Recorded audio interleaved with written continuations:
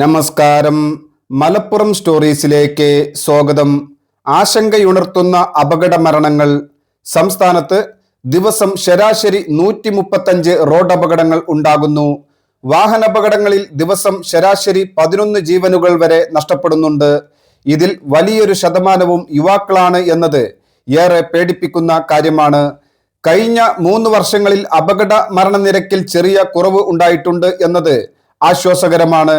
Crime records ബ്യൂറോയുടെ കണക്കുകൾ പ്രകാരം 2022 4317 മരണങ്ങൾ ഉണ്ടായിരുന്നത് 2023 4080 ആയും 2024 3874 ആയും കുറഞ്ഞു.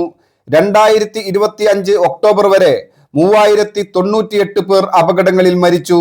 സംസ്ഥാനത്തെ 60% അപകടങ്ങളും ദേശീയപാതയിലും സംസ്ഥാന പാതയിലുമാണ് സംഭവിക്കുന്നത്. 6 വരിപ്പാതകൾ എങ്ങനെ സുരക്ഷിതമാക്കാം എന്നതായിരിക്കും ഇനി ഏറ്റവും വലിയ വെല്ലുവിളികളിലൊന്ന്. കാസർഗോഡ് മുതൽ തൃശൂർ വരെയുള്ള മേഖലകളിൽ 40-ലധികം ബ്ലാക്ക് സ്പോട്ടുകൾ കണ്ടെത്തിയിട്ടുണ്ട്. ഇവ കൂടാനുള്ള സാധ്യതയുമുണ്ട്. സ്ഥല പരിമിതി കാരണം വരുത്തിയ ചില ചുരുക്കലുകളും ഭാവിയിൽ അപകട സാധ്യത ഇരട്ടിയാക്കിയേക്കാം. പ്രധാന പാതയ്ക്ക് പുറമെ സർവീസ് റോഡുകളും സുരക്ഷിതമാക്കേണ്ടതുണ്ട്. ധാരാളം അടിപ്പാതകളും ജംഗ്ഷനുകളും ഉള്ള സർവീസ് റോഡുകളിൽ അപകട സാധ്യത വളരെ കൂടുതലാണ്. 631 AI ക്യാമറകൾ സ്ഥാപിച്ചിട്ടും അപകടങ്ങൾ കുറയാത്തത് പിഴ ചുമത്തൽ മാത്രം ഫലപ്രദമല്ല എന്നതിന്റെ സൂചനയാണ്. 737 കോടി രൂപയുടെ പിഴ ചുമത്തിയതിൽ 222 കോടി രൂപ സർക്കാരിന്റെ ഖജനാവിലെത്തി.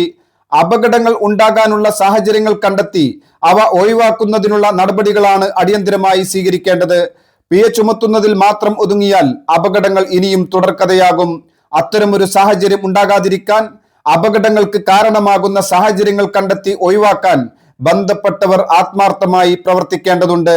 എല്ലാവർക്കും നന്ദി, നമസ്കാരം.